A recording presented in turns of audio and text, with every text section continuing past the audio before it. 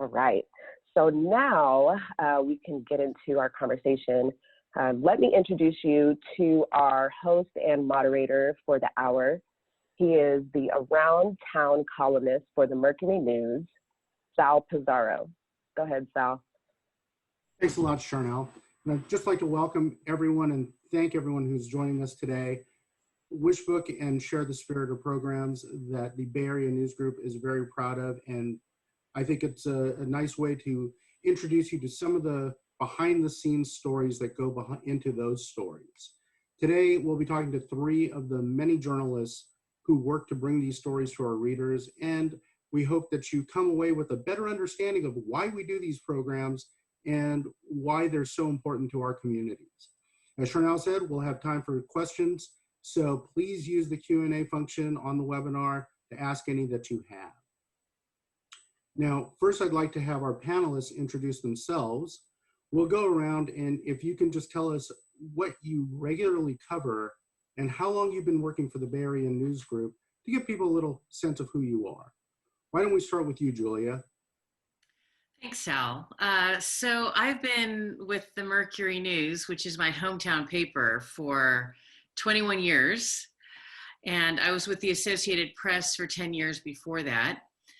For anyone in our East Bay audience, I actually was born at Alta Bates in Berkeley, and I have a memory of my mom driving the four kids in the Plymouth down what was probably Telegraph Avenue, pointing out the window saying, "Those are hippies." So I feel like I span our readership area with my life. But here at the Merc, I have been I'm a general assignment reporter, so I tend to go where the big stories are and try to, write narrative stories, often Sunday features off the news. I've covered everything from, the wildfires, the drought, the presidential race. I was on the campaign trail with Kamala Harris. It's really been an exciting career. You never know from day to day where I'll be next. So it's been a lot of fun. No, that's not a bad life to have, never knowing what's coming next, especially in journalism. Next up, let's hear from Rick Hurd of the East Bay Times. Rick, can you tell us a little bit about yourself? Yeah, hi, Sal, thanks. I've been covering, I'm on the breaking news team. It's now called the real-time team. I deal with events as they happen. I work, generally speaking, at a centralized location. Oftentimes I'll take information from other reporters that are out on a scene, put it together in a story. Other times I put together information from sources that I have, statements that we get. Occasionally I go out to a scene. It's not as often anymore, but it was quite a change because before that I covered sports for a couple decades. I was a beat writer for the A's for 3 years in the Moneyball era and a baseball columnist after that. And I went from a profession where the subjects you were trying to cover went scrambling and running away from you when you entered a room to a profession where you showed up at a scene, people would say, "Are you a reporter?" And you would say, "Yes." And they would say, "I can tell you exactly what happened." So it's been quite a change and quite an eye opener. And, it's also an example that, life is what happens when you're making other plans. That's an understatement. As somebody who covered sports, I was in the sports department at the Mercury News for 10 years myself, and there's no better training for covering deadline news than working in sports. Yeah, very true that. No doubt about that. Angela, can you tell us a little bit about yourself?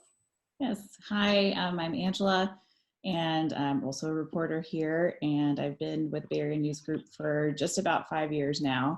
And I started off covering the Alameda County court system, and then spent some time covering the Tri-Valley, and now I do both. And in terms of coverage, I've, court stuff, I've done the Ghost Ship trial last year. That's still ongoing. I've covered a death penalty trial, and, I range from, everything from sometimes breaking news and crime stories to city government meetings and kind of day-to-day kind of local coverage for the Tri-Valley and sometimes even Berkeley. I'm a San Francisco native, and before the pandemic, I spent a lot of my time in Oakland and the East Bay. And yeah, nice to meet everyone. Thank you, Angela. So now I'd also like to introduce Dee Robillard, who's the Community Projects Manager for the Contra Costa Crisis Center. Dee, can you tell us a little about what you do and how your work connects to Share the Spirit? Yes, great. Thanks for having me here today. My name is Dee Robillard, and I have been involved with Share the Spirit for almost a decade now, from when Volunteer Center of the East Bay was the nonprofit partner, and now still while the East Bay Times has the Contra Costa Crisis Center to administer the program. But after all those years, I am still excited about today because I don't know how much about the reporting process and how these stories get made. My role at the Crisis Center puts me at a perfect intersection for feeling the reach of Share the Spirit. I get to hear directly from the nonprofits while we select them, and how the Share the Spirit is helping the recipients. Like, this family would not get a holiday meal without this program. And I also get to hear from the supporters. The messages of support, you know, often a line or two that we get cards that come in when people send gifts, and they're messages like, you know, thank you for the work you do, or the stories touched my heart. That accompanies many of the gifts, and it's such an emotional outpouring. My coworkers are pretty used to seeing me tear up this time of year because it's really wonderful program. And if I can have just a minute more, I'd like to swap my Share the Spirit hat to talk a little bit about what the Crisis Center is seeing this year. If that's okay with you, Sal? Sure. Yeah, well, while I do the Share the Spirit program, I also work at the Contra Costa Crisis Center, and I'd just like to share a little bit about some of the things we're seeing. That, you know, the pandemic has put a lot of people who were on the brink just that much closer or over the edge. In the Bay Area, about 3/4 of all families are just one crisis away from ruin, and the pandemic and the economic situation have been that crisis for a lot of people. Food security has been really amplified. About 1 in every 5 residents faces hunger daily right here in our area. And we're not really fully yet able to measure the emotional toll and strain on mental health caused by COVID and isolation and all the fallout. 211 tends to be a pretty unknown option, but dialing 211, just like you dial 811 for utility locates, or 511 for transportation issues, or 911 for emergencies, 211 is the boots on the ground, local expert to make finding help easier. We have teams of compassionate, highly trained specialists available 24/7 to help you or anyone in crisis access the best local resources and services to address needs. And we've recently partnered with Health Leads, United Way of the Bay Area, Eden INR, 211 Alameda, and 1 Degree to create the Bay Area COVID Resource Guide. Residents impacted by the pandemic can find a central location for essential resources at connectbayarea.org or call 211. So I'll give it back to you, Sal. Thanks, Dee. And 211 is a regional resource. So there's a 211, if you call 211 in Santa Clara County, you will get connected to resources here too. Yeah. Marin, Santa Clara, San Francisco, Alameda, Contra Costa. It is actually, 211 is nationwide in most counties across the country. So it's a fantastic resource. I hear from a lot of nonprofit partners who benefit from, or whose clients benefit from it. So it was great to hear about, you know, the Share the Spirit process. Over on the Wishbook side, which is the Mercury News' program, I want to give you a little bit of background on how that works. I've been at the Mercury News now for a really long time, since 1993. And so I grew up actually as a native San Josean reading Wishbook. And the program started actually in 1983. So it has been around for a long time. And readers have contributed more than $11 million towards its recipients in that period. And a lot of that has actually happened pretty recently. Last year, we had a record of nearly $600,000 in donations. The last time I checked, it might have gone even higher as late donations were counted. And this year, we're on pace to do great. We've got about, I think, more than $260,000 donated already, and the last 2 weeks of the year are usually a huge period for us to get donations. So as you mentioned, Dee Dee, you kind of wanted to know how the process works, and I honestly didn't know how it worked until I got involved. Every year, we send out in the summer nomination forms to nonprofit organizations throughout the Bay Area. This year, we got 119 nominations back. And we had a team, which I was part of journalists that narrow them down to about 24 organizations and stories. I will tell you, it is an agonizing process, because as you read these stories and nominations, every single story, every single group just seems more deserving than the last. And we have to go around and around trying to figure out who have we featured in the past. We try to spread the love around, as they say. And which stories do we think will really be the most compelling ones for our readers? Because what we're trying to do, honestly, is raise money for these organizations. So we want to manipulate people a little bit, but in a good way. We're trying to tug at their heartstrings. Now, this year in particular, we wanted to focus on stories that reflected some of the bigger issues of 2020.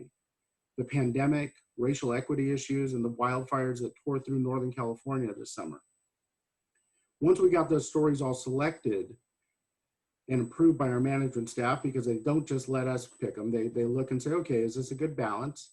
They're assigned out to our different reporters and photographers.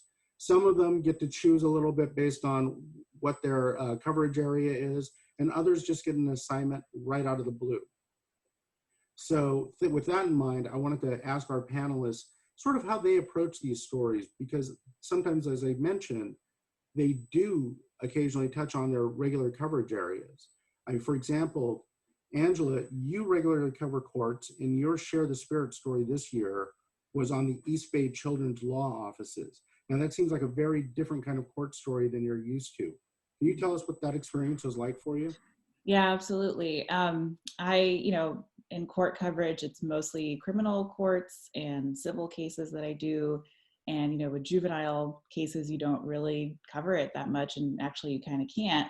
And with this law office, to be honest, I didn't know it existed until this Share the Spirit story. And I got to interview this young woman named Kendi. She's 19. She's been in foster care for the last 6 years or so of her life, and her attorney, Roxanne. And her attorney, is really kind of an important function now in Kendi's life. And she represents her own interests in court hearings, mostly for custody hearings with Kendi's mother. And, she also kind of serves as this grandmother figure for her that kind of helps her navigate other resources like getting her driver's license, or in Kendi's case, getting her green card. And it was really interesting to me to kind of see this different aspect of, it is courts related, right? But it's also kind of a more humanizing aspect of it, where there's this person that's really like her advocate and is walking her through these really important steps in her life that you kind of don't see. It's, it's kind of behind, background. And it was really interesting. It was also just, really inspiring to see this young woman's story who just persevered, not only through the foster care system and, through these court hearings that I'm sure are grueling, and, custody hearings between her and her mother, but also just, really took advantage of what the law offices offered her. And, she's doing great. She went back to school. She's becoming a paramedic. And she really just took advantage of everything that was offered to her. I mean, that's really interesting to me that this was an organization you hadn't actually heard of before. Yep. Yeah. So I've got to think that going forward, it sort of changes your viewpoint a little bit on some of these stories, especially the ones involving youth. Yeah. Do you think that helps you as a reporter? I think it offers a different perspective, right? You kind of, especially when you're sitting in a courtroom and you're not really thinking of all the different steps and that are going on in the background. And also, it is a good resource. Like if I ever have any questions, I think on juvenile justice system or, something to do with custody hearings, this is actually, I made, good contacts within this organization as well. So yeah, it will hopefully be good use for me later on in my court coverage. And I think that we tend to, when we talk about Wishbook and Share the Spirit, we talk about the fundraising part, but we don't talk enough about the awareness raising, because not just for Angela, but for all the readers, a lot of them will call me and say, I need a direct line for that program that you have a story about because I can help them. Or maybe they are actually in need of that service. I've had people call and say, I need, especially the legal assistance for seniors story that generated a lot of interest and calls from people who actually needed the legal assistance. And so that awareness building is a huge part of Share the Spirit and Wishbook's impact. No, you're not wrong, Dee. I think Julia probably knows about this too, that last year we found, we were hearing from different nonprofits that we'd featured in Wishbook, and they were telling us their donations were going up after they were featured in Wishbook. And it wasn't just through Wishbook. People were finding them and donating. So you're right, the awareness raising is a huge part of it. Rick, I wanted to turn to you because you've been a sports reporter, you're covering breaking news, and for people who aren't in the news business, breaking news is a lot of crime, a lot of usually fires and things that aren't Major events. positive relationships. But your Share the Spirit story this year was about an organization called LIDA of Contra Costa, and LIDA stands for Love is the Answer. Now, Love is the Answer is not something you're going to get a lot on the real-time beat. Tell me about shifting gears from writing, the real-time stories you described to writing something like this, where you get to see people at a different kind of perspective. Sure. I deal, like you said, most of the time in really bad news. And I see people when I'm on a scene, I'm seeing a lot of people that are at the worst moment in their lives. This year with Share the Spirit and Love is the Answer, it was similar in that a lot of these people were going through very difficult moments because of COVID. But the way that they were dealing with it, through community and sacrifice and giving and kindness, it renews your spirit. It really does. One of the hard parts about my job and everybody who covers breaking news is it wears on you. You just are around bad news all the time. So you get a chance to do a story like this, and you get to see people reach out, and you see the donations, and you see what happens to a human when their heart is in the right place.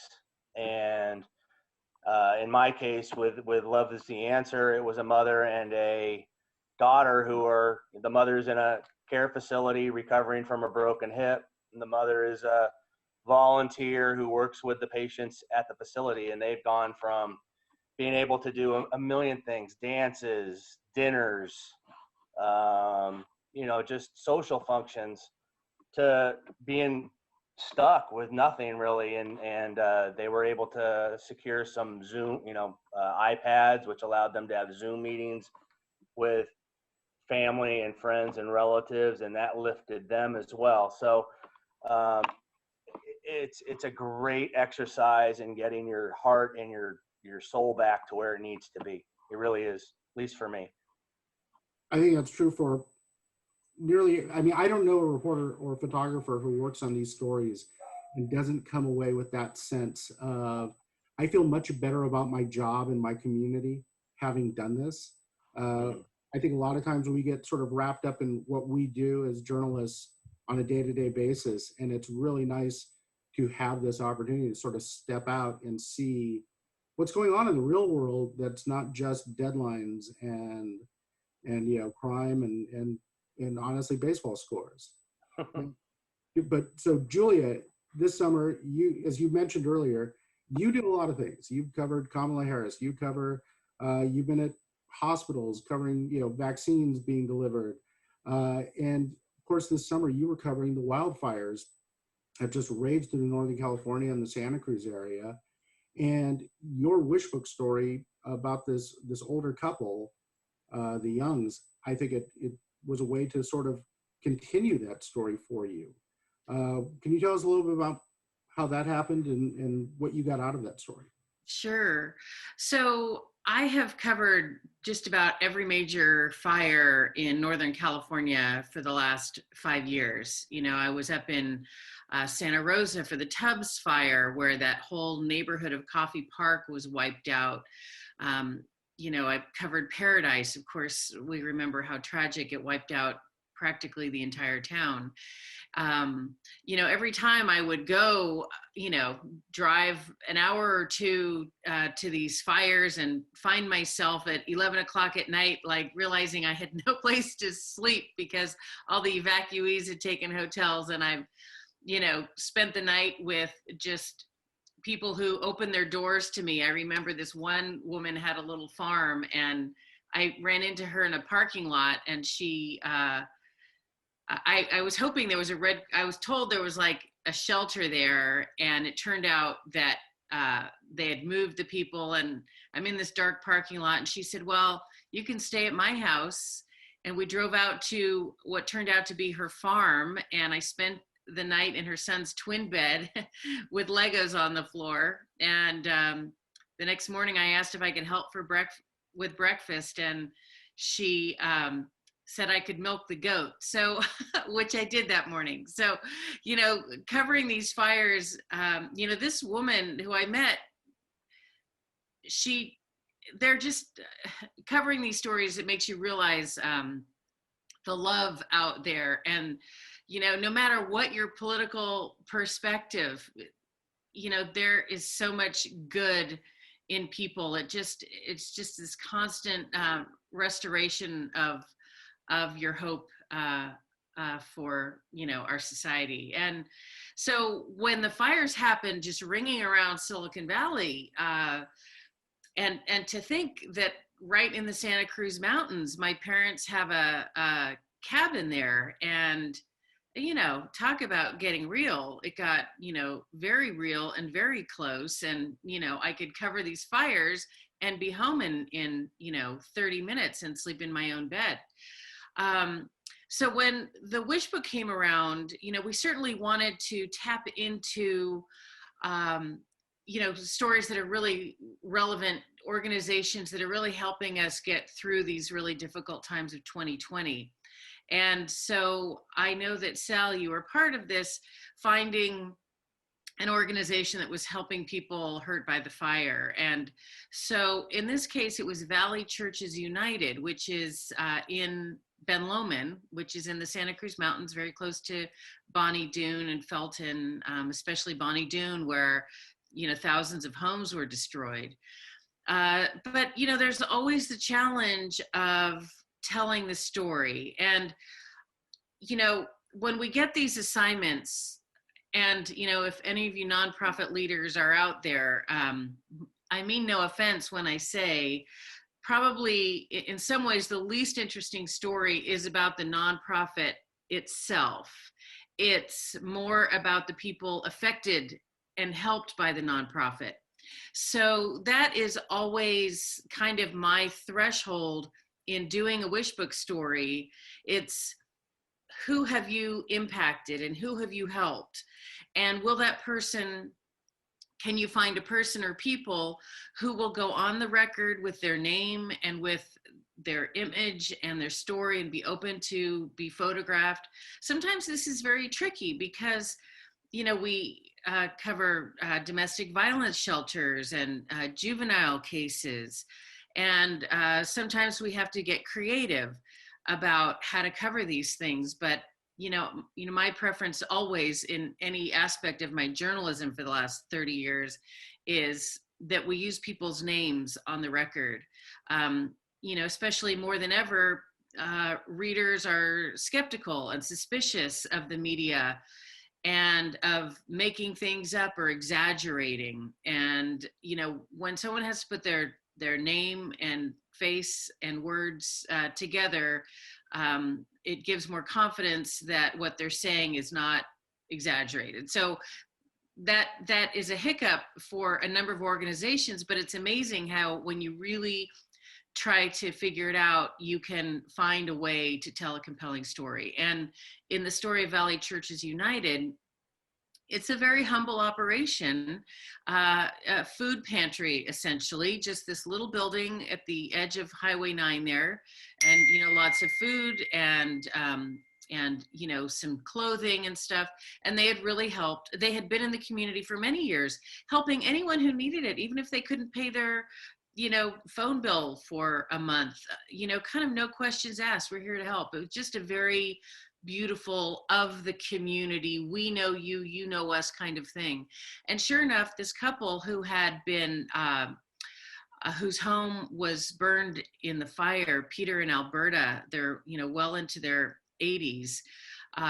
They were retired, and occasionally they needed help from Valley Churches just with groceries to get, you know, to be able to pay their other bills. And so I went out and I interviewed this couple who were just, I mean, I truly fell in love with them. Just the sweetest couple, this fascinating, interesting life. Alberta, who used to work at the Coconut Grove at the boardwalk as a hat check girl, she, you know, fell in love with Peter, who had this British accent and had immigrated with his mother, and they bought this piece of property somehow early in their marriage. And it was Alberta who hand built this little cottage with hammer and handsaw and some old guy in a rocking chair telling her what to do. I mean, it was amazing. So for them to lose this house, what it meant, but to also connect that to Valley Churches, that over the years, Valley Churches had been there when they needed them. And then when the fire struck, again, they reached out to Valley Churches. So hopefully that connection is powerful enough for readers to feel like, because Peter and Alberta said, we don't want the money ourselves. We have insurance. They were adamant, you know, we want this to go to Valley Churches. So hopefully readers will be inspired to do that. And the story is slated anyway, knock on your laptop, for Sunday's paper. So you can read it there. And I think it's online, of course. already, and I think it might already be posted online, right? Yeah, it is online, yeah. Yeah, but we love to do nice presentations with photographs and everything for the paper. And actually, you know, the photography that goes with these stories is really a key element. I know a lot of times as writers, we tend to think of ourselves as the center of attention, but sometimes it's really the images that draw in readers to share these stories. You know, Julia, you mentioned some of the challenges when we have to deal with issues like domestic violence and other forms of abuse, where we necessarily can't show who some of these victims are and some of the subjects of our stories are. But we had a different challenge this year with COVID-19, which meant a lot of times we couldn't report the stories the way we normally would. Did any of you guys have issues involving access or being able to get in contact with sources while you were working on your stories? Was it different, at least this year, than it has been? Anyone want to jump in? Rick? Angela? I can talk to that a little bit. It was odd, you know. I think it's different for everybody. You know, I this year I did all my works. All of it was through Zoom. The interviews were set up through Zoom. The interviews themselves were done through Zoom. Every time I had to call back if it required, you know, anything beyond just a bit of a conversation, it was through Zoom. My photographer for my story was Jose Carlos Fajardo, and you know, for those of you who are listening in on this, for my money, he's one of the best photographers in the entire world. And he said it was as tough as it's been for him, because how do you illustrate something when everybody is basically confined to their home? So it was difficult, and you really had to kind of work to connect with these people in a way that's not as hard to connect with them when you're with them. But that's what we get paid to do. That's kind of what we get. That's kind of what our job is to break through those walls and to get people to let down their shield, so to speak, and to talk to us. And it's I think we've all spent our whole lives working on that skill, every one of us who's in this profession. And I think that it offered, at least in my story, it offered them an opportunity to tell their story. Here's what it's been like for them. And that's always healing as well. If you'll indulge me for like 30 more seconds, last year in 2019, I did a story that involved a foster child. And so we ran into, how do we illustrate this without letting everybody know that this is this particular foster child, because there were privacy issues. And I was working with Jose, and he came up with a tremendous profile photo of the family, which was able to basically show the family in a way that still hid the kid's profile. So we don't have any photographers on here with us today, but they are so important to this process. I can't speak enough to what they do. No, that's so true. And I think I was looking at that story in preparation for this, and I think that also had a shot of the young man in the story sitting at his desk, so you couldn't see his face, right, but you get such a sense of who he is based on what's around his room. Right. And the great thing about that story, and these are how these Share the Spirit stories sometimes come back into your own lives. My own family was going through some issues at that time with one of my sons, and that family ended up being helpful to our family for the experience that they had been through and some of their background. So it's really a community project in every sense of the word. It really is. We are, thank goodness, as journalists, considered essential workers during this pandemic. And I've considered myself that way when I've made decisions to go out into the field. I think about, the others going out into the field. And I don't know if it's just my sense of this sort of Pollyannish sense that nothing bad is going to happen to me. But so I've been out there a lot because the stories I've done in particular, need to be there for the story. I've been in, food lines, where the cars line up. I've written about that a couple of times, and, all the cars are lined up with their windows rolled up.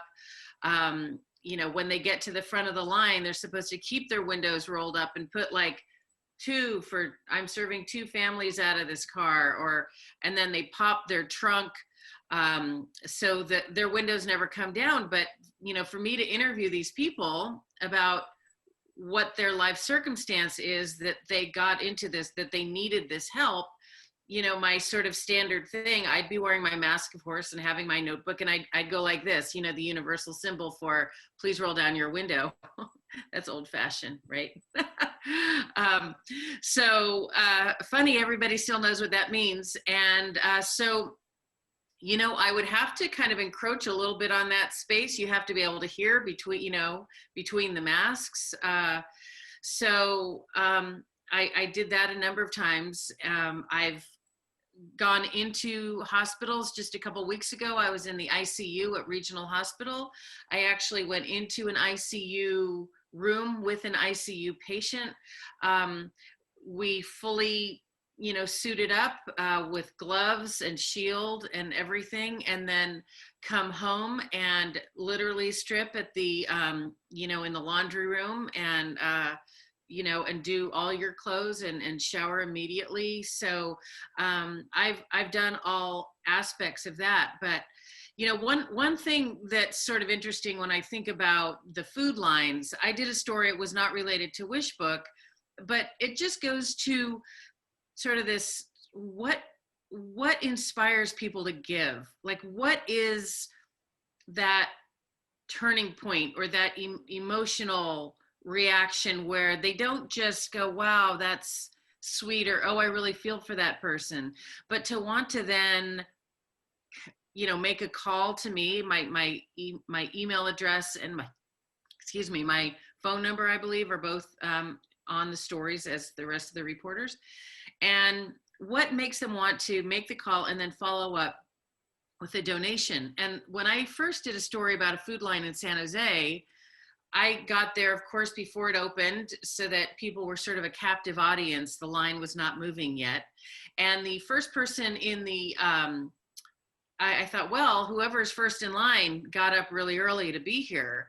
And so I interviewed this fellow, and he told me that, he's like, wait just a minute. He was on the phone trying to convince the phone company not to turn off the phone because he couldn't afford to pay the $300. And he had his mother at home. He had worked a waiter and bartender job. He had lost both of them.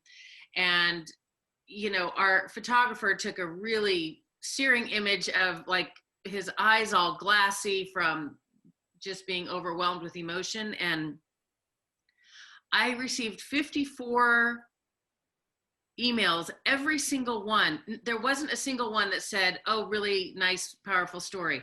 It was, how can I help this guy? How can I help this guy? How can I help this guy?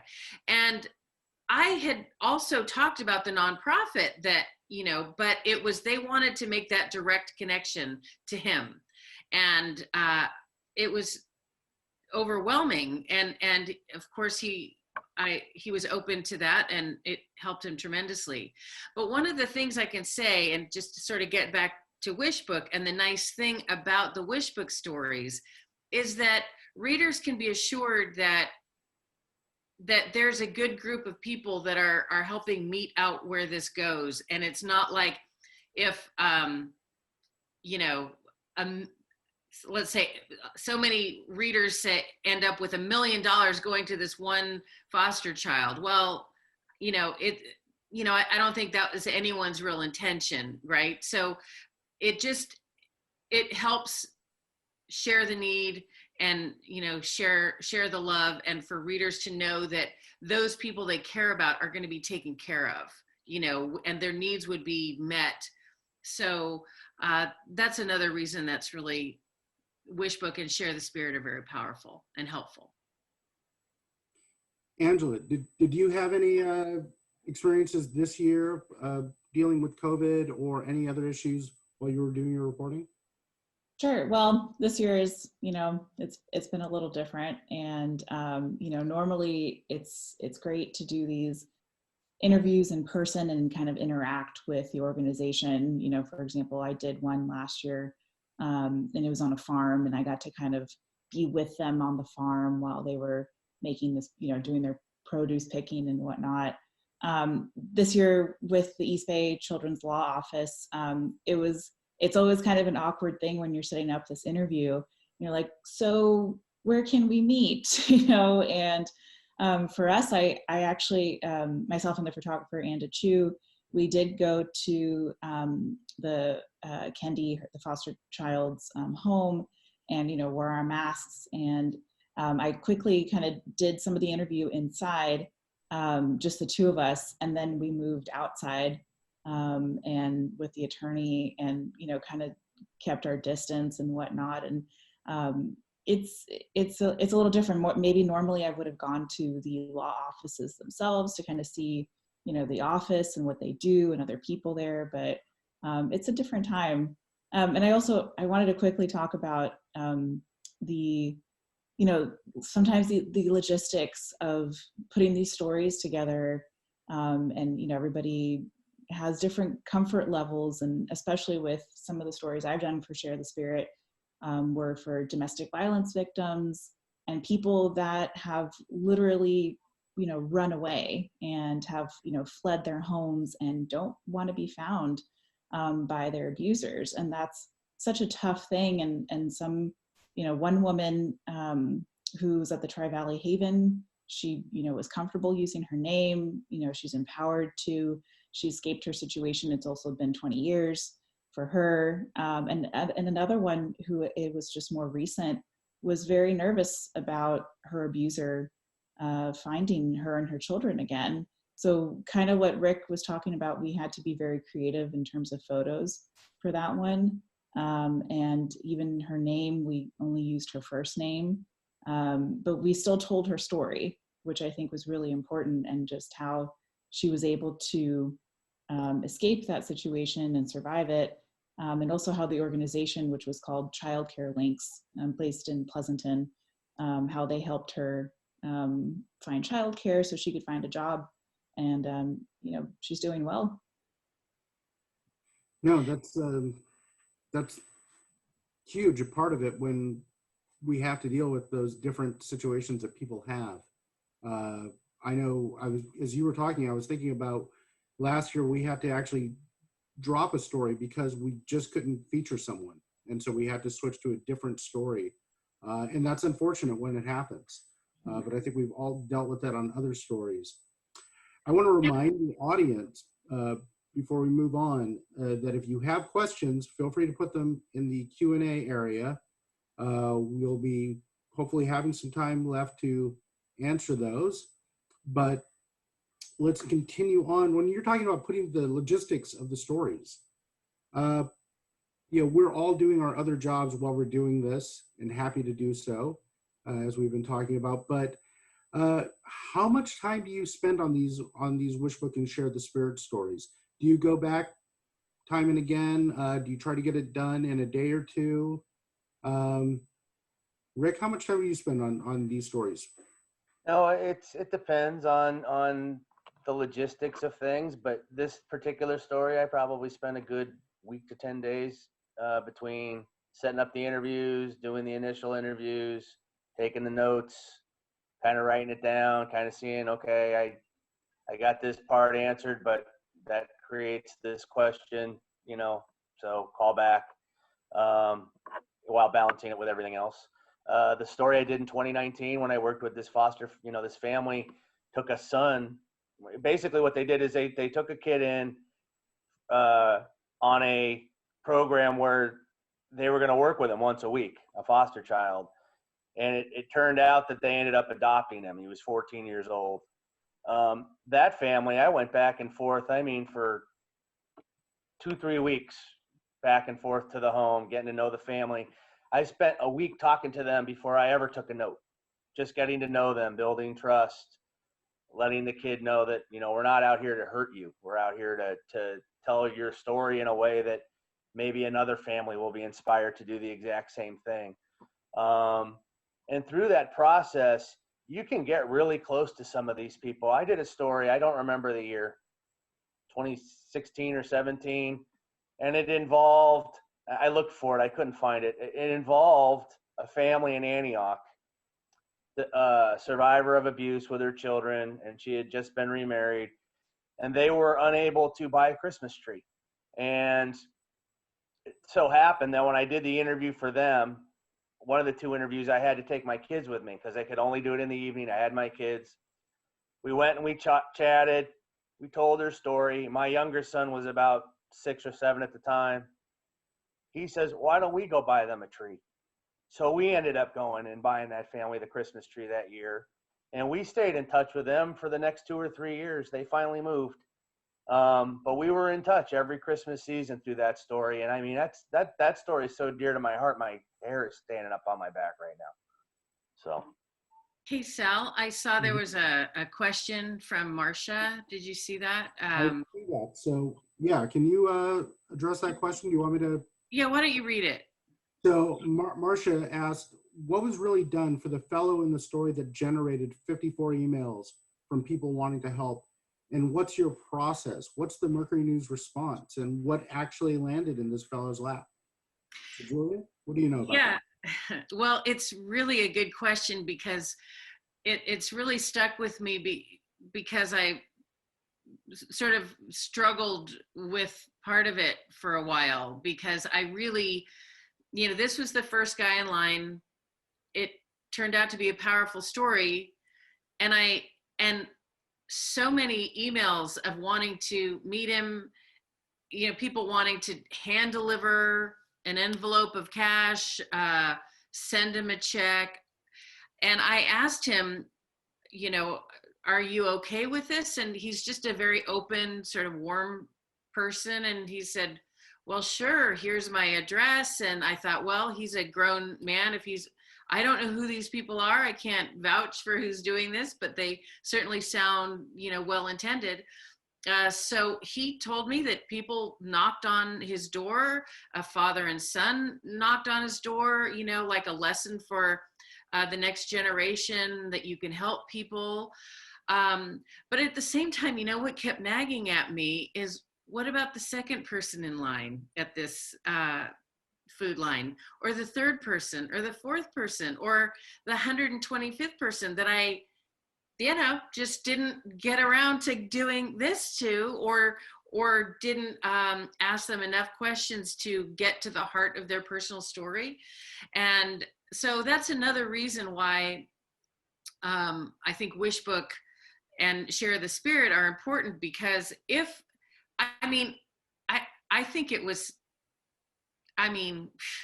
thousands and thousands of dollars that went to him directly, which was, wonderful for him. I can't say he got more than he needed. I certainly can't say he was like, throwing, cash into the air kind of thing. He was really struggling. So every penny helped, but I just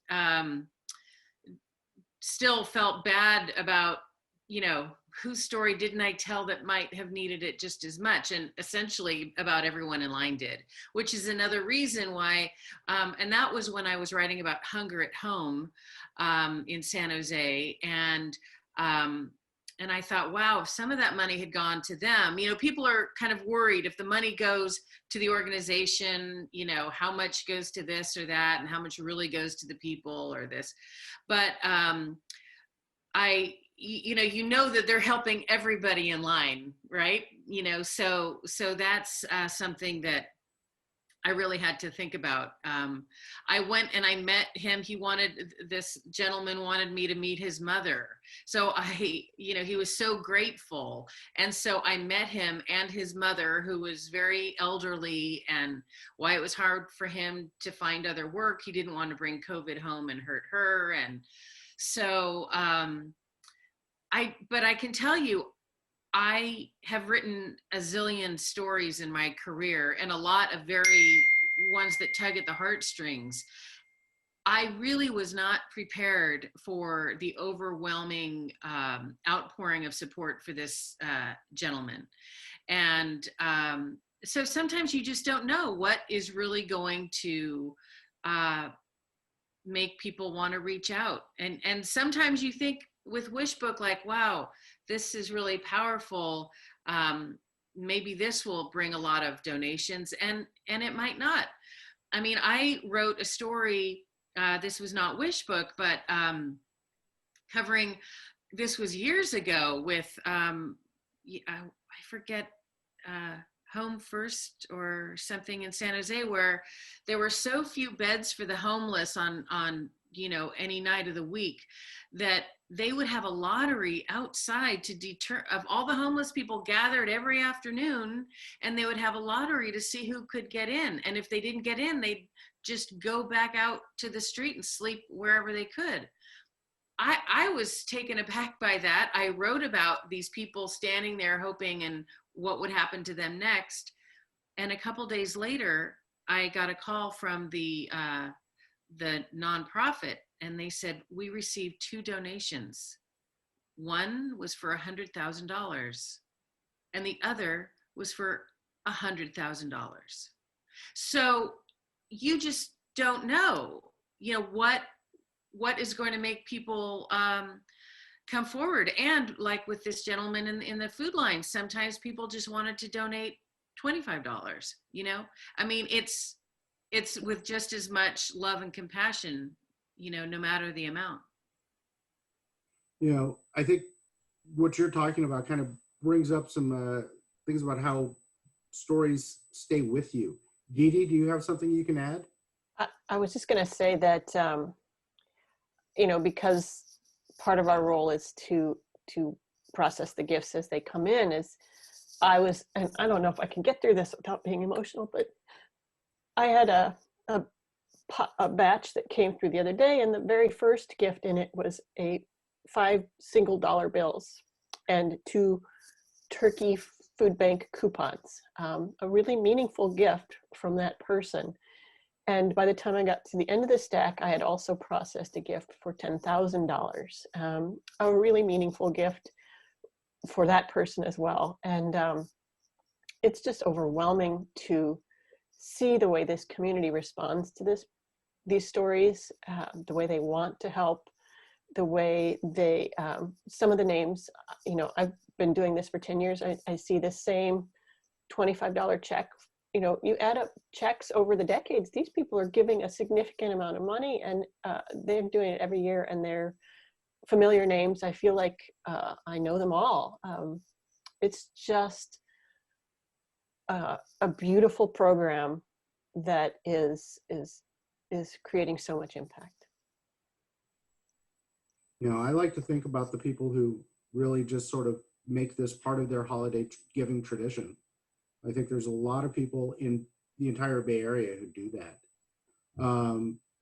We're getting close to our closing time, so I wanted to ask, you know, when we're talking about stories that stay with you, if there's any ones that you've worked on that really still, you know, resonate for you and you think back on. Angela, do you have any like that?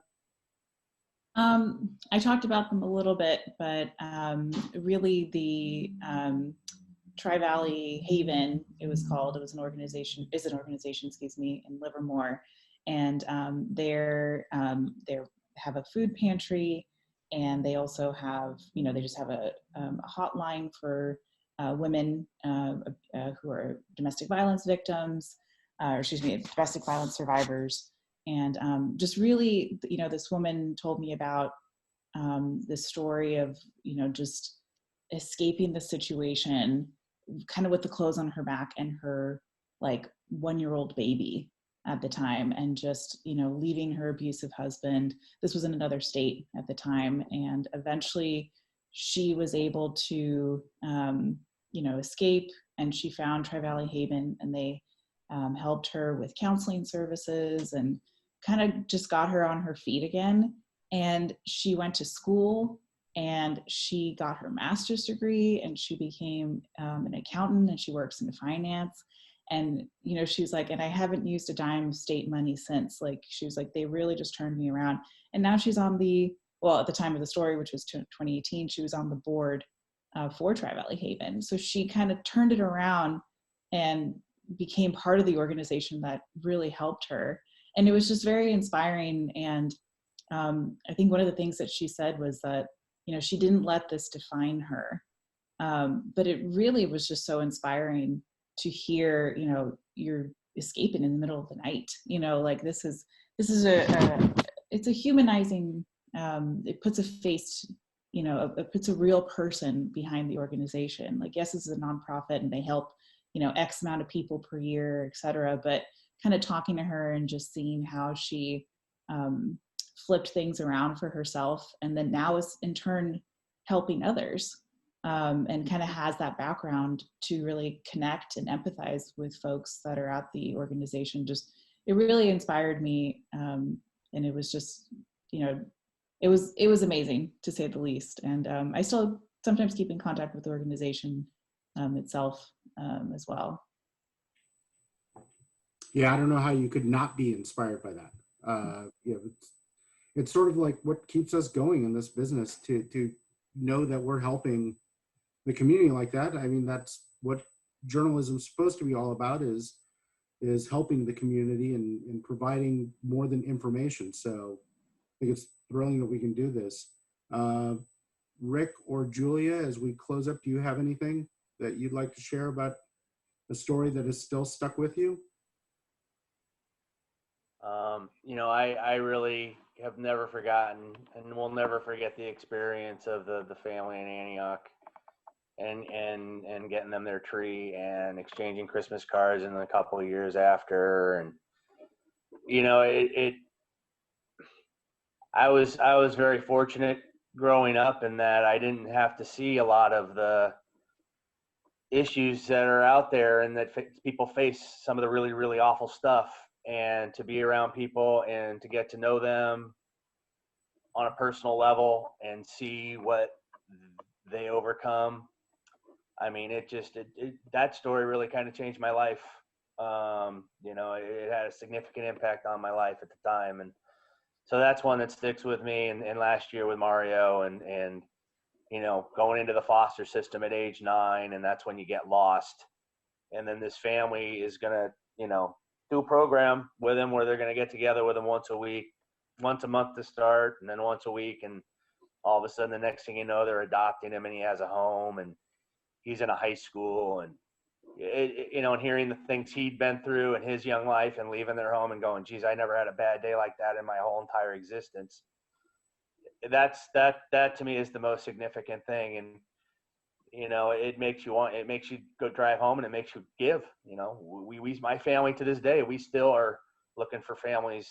You know, are there programs out there where, you know, we can buy someone a tree? You know, I know we go down and we give out food. You know, at the local churches last year, we did a food drive thing. And so you need that. You know, I think everybody needs it. I think when you cover crime like I do every day, you really, really need it. And so they never really leave you. I mean, and they come back full force every year at this time when we do our new story. It's like the old stories stick with us. Yeah. And I would just say that, you know, Wishbook and Share the Spirit are something that all the reporters really look forward to covering. And my editor, who doesn't really write, but just every year, that's the one thing he takes on a Wishbook story himself, because he wants to, you know, just feel that support and help the community. So it's a privilege for each of us to be able to write these stories every year. No, it certainly is. And we've actually reached the end of our time. So I want to thank all the panelists for taking part this morning and taking time out of your job. And I want to hand it back to Charnel to wrap things up for us. Thank you. All right. Well, yeah, thank you so much, Val. And thank you to our panelists for just sharing your experiences with us and kind of giving us more of the behind the scenes look at how Wishbook and Share the Spirit work and how it all kind of helps the community. Really good information. And, I know that these are, like Julia said earlier, these are really, really important causes for Bay Area News Group because they are so community driven, and we really are looking to help the people in our communities, especially right now with COVID, the pandemic, and you know, those people who were suffering before are suffering even more now. So these causes are even more important this year than in previous years. So thank you guys so much just for your words of wisdom.